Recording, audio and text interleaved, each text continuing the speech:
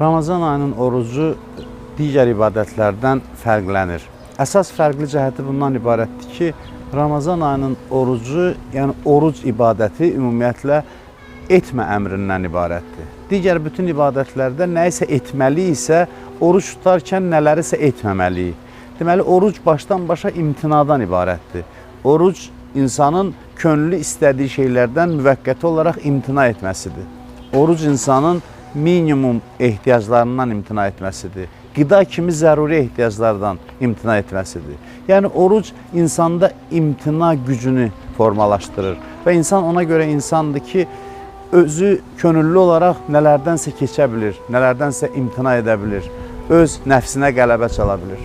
Oruc insanı imtina etməyə vadar edir və insan canlılar arasında yeganə varlıqdır ki, onun daxilində mübarizə var. İnsan özünə yox deməyi bacaran bir varlıqdır. Orucun əsas fəlsəfəsi insanın özünə yox deməyi bacarmasıdır. İnsanın özü ilə mübarizə aparmağı bacarmasıdır.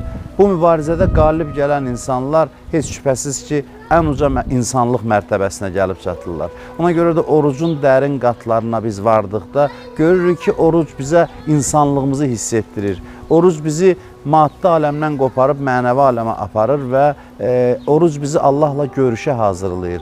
Ona görə də Allah buyurur ki, oruc mənim üçündür və orucun mükafatı mənəm. Yəni, şəxsən özümə qovuşacaq oruç tutan insanlar.